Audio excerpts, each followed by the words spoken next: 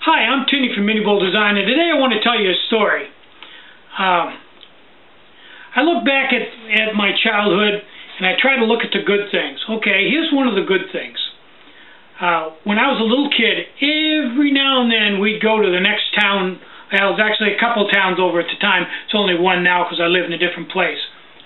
But anyway, it was Dexter, and when you got there, there was a Ben Franklin's, 5 and 10. People today probably don't even know what a 5 and 10 is. Well, a 5 and 10 was a place where they sold all kinds of stuff for a nickel or a dime, 5 cents or 10 cents. And you went in, and right in the front of the store they had roasted nuts, cashews and stuff, still warm, fresh roasted. So the place smelled heavenly. Then they had a counter with all kinds of penny candy. And I'm telling you, when you're a kid, 8, 9 years old, it was pretty impressive. My parents would give me, like $1, probably closer to 25 cents, but we'll say $1. And I'd go in and we would look at the candy and the nuts, but first, before anything, we'd go to the back side, well, the left-hand back side of the store. And in there was tables with bins on them. And these bins were full of different toys that you could buy for 5 to 10 cents. Some of them were only a penny. And virtually all of them came from the Orient, China or Japan. And they were all cool stuff that would really catch a kid's eye. Fun stuff. I'll just give you an example of a couple of them I can remember. One, this is dumb simple, but I had an awful good time with it. It was a little sheet metal frog, probably that big around. Just made out of sheet metal, and it was hand painted. Probably came from Japan at the time. Now, on the underside of it, it had a flipper on a little tiny spring. And you grabbed this flipper and flipped it up underneath the tummy of the frog, and there was a little dot of tar, just plain old everyday tar. And when you stuck that flipper up, it would stick to the tar.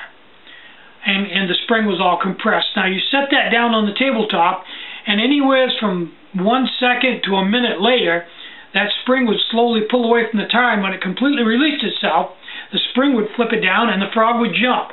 Just once, just one jump. But you never knew when he was going to do it, but it would jump. That was fun stuff. Back then, we didn't have Nintendo, so. Another thing was a tube about that long made out of bamboo, and inside of it was a parachute made out of, I'd say, rice paper, with some little strings down to a little plastic man that had flash all over him. You could tell he'd come out of a press, and the press was completely worn out, those flash all over him, and they'd broken the flash off, hooked the strings, there's a loop in his head. Anyway, you put the little man down, folded the parachute up, and put it in the bottom of the tube, and then you blew, and it would blow it up into the air, maybe 10 feet. When it did, the parachute would open, and it would very slowly drift to the ground. I can't even begin to tell you how many times I did that, and every time I did it, I was just amazed at watching that little man in the parachute drift to the ground. That was fun stuff when you're 8 years old. And then when I got a little bit older, you bought a little plastic envelope with a balsa wood plane in it. You had a fuselage, and there was a groove in the fuselage. You just slid the wing, which was a piece of sheet balsa, through the groove in the fuselage, which was airfoil shape more or less, and it kind of bent it and gave it a little bit of lift. Then you put a little tail in the groove and the vertical stabilizer in a groove, and it had a little piece of metal on the front for a weight to weight it, and you could slide the wing back and forth in the groove. If you slid it all the way forward, I think it would do loops, and if you slid it all the way back, it would fly pretty much level. And you just turn into the wind, just launch it, and it would go up. And depending on how the wind was going, it would fly around, or you could slide it back and get it to do loops. And that's basically, when I was a kid, my childhood, that was pretty much as good as it got. And I got to tell you, everything is relative. I'd never seen Nintendo or anything like that, so this was good stuff. Even the little plastic airplanes that were like little jets, and they came with a little plastic rod and an elastic band on it, and you launched them, and they'd fly really fast and do maneuvers, all that stuff.